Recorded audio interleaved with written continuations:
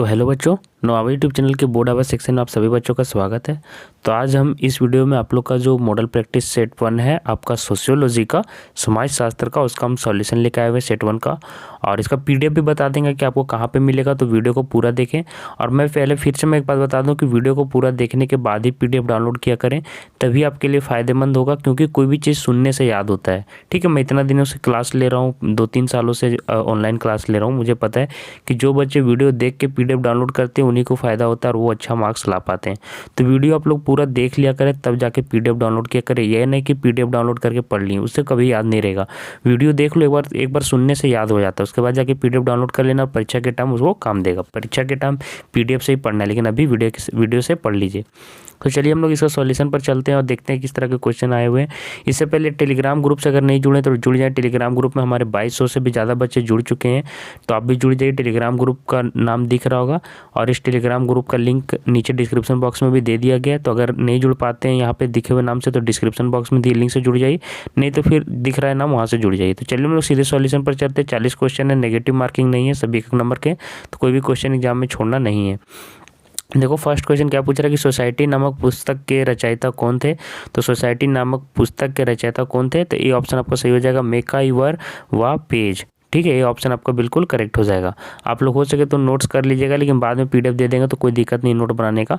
आर्थिक आधार पर समाज कितने वर्गों में विभाजित है, तो आर्थिक आधार पर समाज कितने वर्गों पर आधारित है, 3। ठीक है, 3 आधार पर आपका वर्गीकृत है। भारत में सबसे अधिक नगरीयकृत राज्य कौन है, तो भारत का सबसे अधिक नगरीयकृत, जहाँ पे सबसे ज़्यादा नगर है, 3 का आपका ऑप्शन सी हो जाएगा आंसर, केरला। ठीक है, क्या इंग्लिश बोलने में आपको डर लगता है, तो आज से डरना बंद कीजिए और डॉटनेट के इंग्लिश स्पीकिंग कोर्स के साथ आज ही जुड़ जाइए, जहां इंग्लिश के टॉप एक्सपर्ट आपको हिंदी भाषा की मदद से इंग्लिश बोलना सिखाएंगे, वो भी एकदम बेसिक से। अगर आप इंग्लिश बोलने में आज से हिचकिचाते हैं, या फिर आप अपने इंग्लिश इंटरव्यू की तैयारी कर रहे हैं, या फिर अपने आप को इंग्लिश में हीरो बनना देखना चाहते हैं, तो फिर ये कोर्स आपके लिए ही है। इस वीडियो के डिस्क्रिप्शन बॉक्स में ऐप का लिंक मिल जाएगा, जाके इस कोर्स का हिस्सा बनिए और अपने इंग्लिश बनने के सपने को पूरा कीजिए।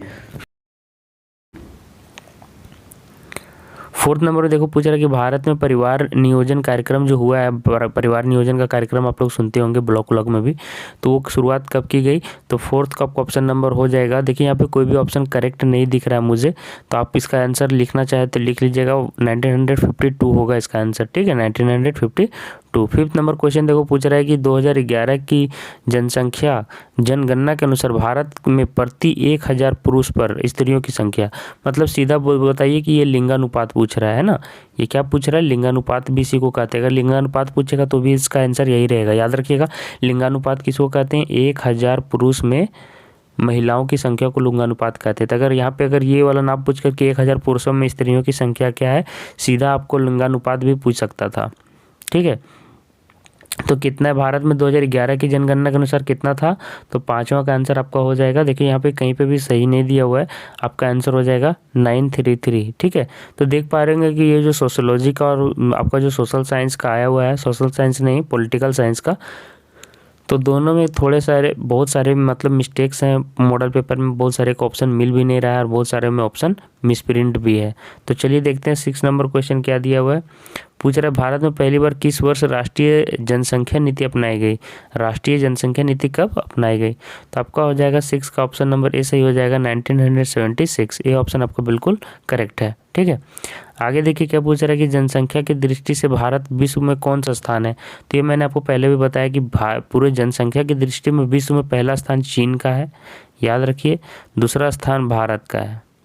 ठीक है, और भारत का जनसंख्या की दृष्टि से सेकंड है, और क्षेत्रफल की दृष्टि से भारत 7वां स्थान में है। ये भी याद रखिएगा कि भारत क्षेत्रफल की दृष्टि से 7वां में है।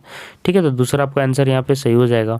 ठीक है, 8th में देखिए पूछ रहा है किसने कहा मनुष्य को यह समझ लेना चाहिए कि वो अपनी गरीबी का स्वयं ही कारण है, अपनी गरीबी का स्वयं ही कारण है मनुष्य। कौन इसको कहा था, माल्थस ने कहा था। ये ऑप्शन आपको बिल्कुल सही हो जाएगा। 9 नंबर क्वेश्चन देखो क्या पूछ रहा है कि वर्ष 2011 की जनगणना के अनुसार भारत में साक्षरता की दर कितनी है। याद रखिए ये 2011 की जनगणना के अनुसार पूछ रहा है। साक्षरता मतलब कितने लोग साक्षर हैं, पढ़े लिखे लोग हैं, है ना।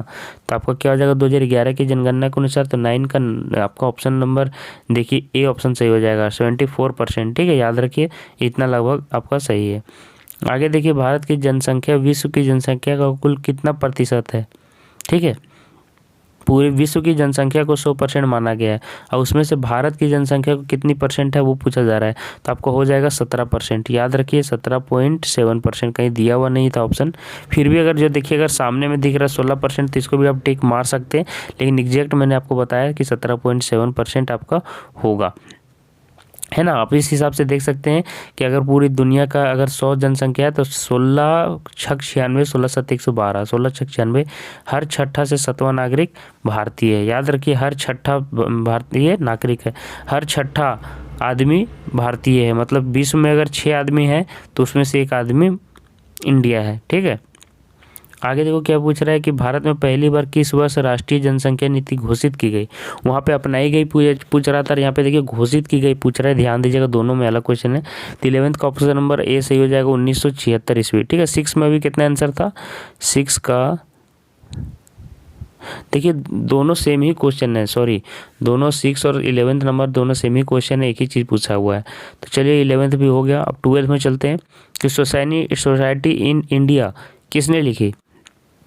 तो 12 का आपका आंसर हो जाएगा राम आहूजा। देखिए यहाँ पे कहीं पे दिया हुआ भी नहीं है, तो इसका भी आंसर आप लिख लीजिएगा कि राम राम आहूजा AHUJA।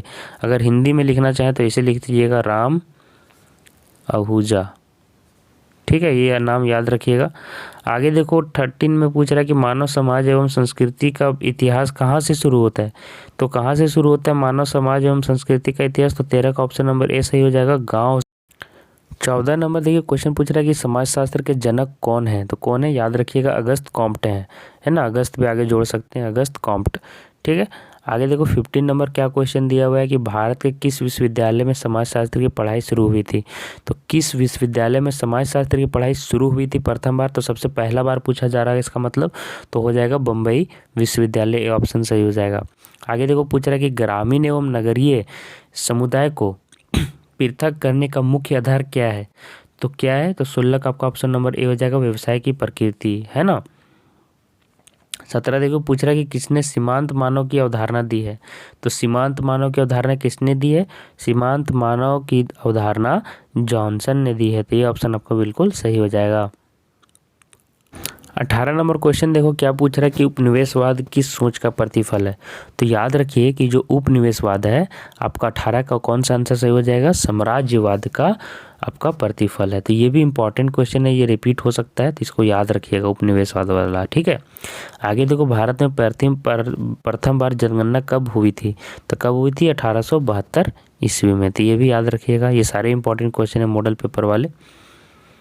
लैंगिक विषमता का संबंध किससे है। तो लैंगिक विषमता का संबंध किससे है, तो 20 का आपका ऑप्शन नंबर हो जाएगा डी, सभी, है ना। क्योंकि सामाजिक मूल्यों से, राजनीतिक मूल्यों से, आर्थिक मूल्यों से, सभी से लैंगिक विषमता का संबंध है ना।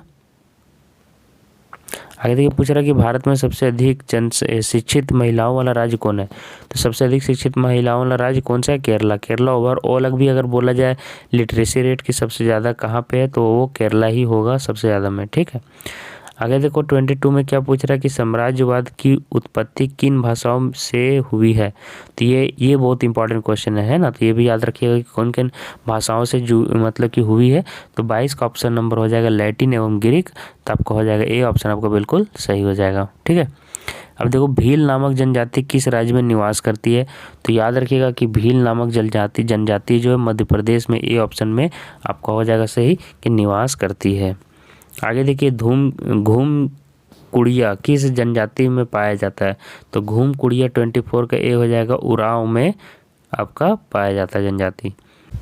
25 नंबर क्वेश्चन में देखिए जाति का आधार क्या है। तो जाति का आधार आपका क्या हो जाएगा ऑप्शन, तो 35 का हो जाएगा ए। जन्म के आधार पर ही आपका जात फिक्स हो जाता है। आपको पता होगा समाज में जो होता है वो जाति आपको जो है जन्म के साथ ही आपको मिल जाता है।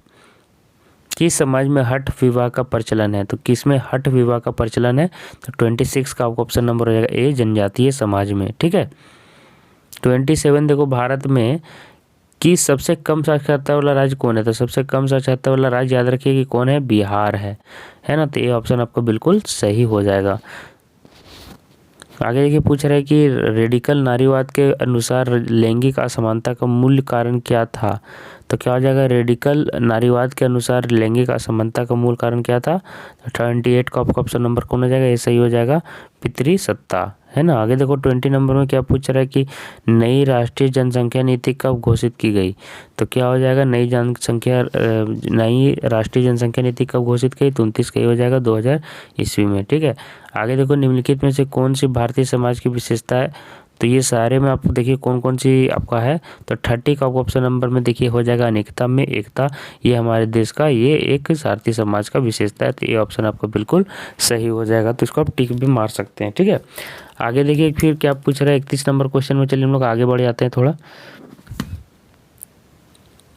देखिए 31 नंबर पूछ रहा है कि सन 1905 ईस्वी में किस वायसराय द्वारा बंगाल विभाजन की घोषणा की गई? बहुत ही इंपॉर्टेंट क्वेश्चन है बंगाल विभाजन वाला, याद रखिए बंगाल विभाजन 1905 ईस्वी में ही हुआ है। तो 31 का ऑप्शन नंबर हो जाएगा ए, लॉर्ड कर्जन। ए लॉर्ड कर्जन आपका ऑप्शन हो जाएगा, option A Lord Curzon, A Lord Curzon, है ना, याद रखिएगा ऑप्शन ए हो जाएगा। आगे देखिए पूछ रहा असहयोग आंदोलन की पृष्ठभूमि तैयार करने में निम्न में से कौन सा कारण महत्वपूर्ण रहा है ना। तो सहयोग आंदोलन की पृष्ठभूमि तैयार करने में कौन सा कारण महत्वपूर्ण रहा है? तो क्या हो जाएगा इसका 32 का ऑप्शन नंबर डी हो जाएगा। देखिए खिलाफत आंदोलन भी, जालियांवाला बाग हत्याकांड भी और रॉलेट एक्ट भी, तो उसमें सभी आपका आंसर सही हो जाएगा। 23 में देखिए पूछ रहे इंडियन काउंसिल एक्ट किस वर्ष पारित किया गया था? 33 का आपका ऑप्शन नंबर हो जाएगा। देखिए यहाँ पे कोई भी ऑप्शन मैच नहीं कर रहा है, याद रखिए 1909 ईस्वी का आंसर सही हो जाएगा अगर आएगा एग्जाम में तो, क्योंकि इंडियन काउंसिल एक्ट किस वर्ष पारित किया गया? 1909 ईस्वी में। अब देखो 34 में पूछ रहा है कि national character and the factors in its formation नामक पुस्तक का लेखक कौन है? तो देखिए लेखक का नाम हमेशा पूछा जाता है, तो लेखक सभी इंपॉर्टेंट याद रख लीजिएगा। ठीक है। तो 34 का आपका ऑप्शन नंबर हो जाएगा ए, ई बॉरकर। ठीक है, ई बॉरकर। आगे देखो 35 में पूछ रहा है राष्ट्रीय कांग्रेस का जो है, भारतीय राष्ट्रीय कांग्रेस के संस्थापक कौन है? तो याद रखिएगा इसका कौन ज़्यादा आंसर हो जाएगा, 35 का ए हो जाएगा, ए ओ ह्यूम ने, है ना, ए ओ ह्यूम ने इनकी आपका नींव रखा था। आगे देखिए क्या पूछ रहा है कि भारतीय राष्ट्रीय कांग्रेस, है ना, की स्थापना कब हुई थी? कब हुई थी ये तो सभी को मालूम है न, क्या कब उनका क्या हुआ था, भारतीय राष्ट्रीय कांग्रेस की स्थापना? तो क्या हो जाएगा 36 का ऑप्शन नंबर हो जाएगा आपका ए, 1885 ईस्वी में। आपने सुना होगा कि 1885 ईस्वी में कांग्रेस का गठन हुआ है। आगे देखो क्या क्वेश्चन हुआ है ना, थोड़ा सा हो गया। अब आगे देखो पूछ रहा है कि राष्ट्र से अभिप्राय एक जातीय अथवा वंशगत विशेषताओं वाला मानव संगठन है, कथन किसका है? तो क्या हो जाएगा आपका, तो आपका 37 का ऑप्शन नंबर कौन सा सही हो जाएगा? 37 का आपका ऑप्शन नंबर सी सही हो जाएगा, लिकॉक, है ना। आगे देखो क्या पूछ रहा है कि जनसांख्यिकी शब्द किस भाषा से लिया गया? तो जनसांख्यिकी शब्द किस भाषा से लिया गया? तो 38 का आपका ऑप्शन नंबर हो जाएगा ए, ग्रीक भाषा से लिया गया है। ठीक है। आगे देखो 39 नंबर पूछ रहा है कि भारत में जनसंख्या वृद्धि का प्रमुख कारण क्या है? तो भारत में जनसंख्या वृद्धि का सबसे बड़ा कारण जो है तो हो जाएगा 39 का आपका ऑप्शन नंबर सी। देखिए यहाँ पे क्या लिखा हुआ है, उपयुक्त दोनों, मतलब कि अज्ञानता और क्या बोलते हैं उसको, अज्ञानता और शिक्षा अशिक्षा इधर दिया हुआ है। देखिए इतना हम 39 नंबर आपको बता रहे हैं। तो 39 नंबर देखिए पूछ रहा है धार्मिक एवं भाग्यशाली मान्यताओं का प्रभाव, है ना। तो देखिए यहाँ पे क्या लिखा है कि भारत में जनसंख्या वृद्धि का प्रमुख कारण क्या है? तो दोनों हो जाएगा, ज्ञानता और अशिक्षा, धार्मिक एवं भाग्यवादी मान्यताओं का प्रभाव। तो उपयुक्त दोनों आपका 39 का सी ऑप्शन सही हो जाएगा। 40 में देखिए पूछ रहा है परीक्षा विभाग किस जनजाति में होता है? तो परीक्षा विभाग कौन सा जनजाति में होता है? तो 40 का हो जाएगा ए, भील में होता है।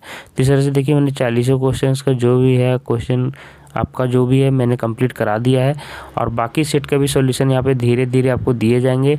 और पीडीएफ में बता दूं कि पीडीएफ आपको टेलीग्राम ग्रुप में ही मिल जाएगा, तो पीडीएफ आप लोग जरूर डाउनलोड कर लीजिएगा वहाँ पे कुछ दिनों के बाद, एग्ज़ाम के टाइम में बहुत हेल्प करेगा। और थोड़ा सा ध्यान दीजिए, चैनल से जुड़े रहिए, अब आपका एग्ज़ाम में ज़्यादा दिन नहीं है, और जितने भी वीडियोज़ आ रहे हैं सभी को देखते चलिएगा। तो आज के लिए बस इतना ही बच्चों, धन्यवाद।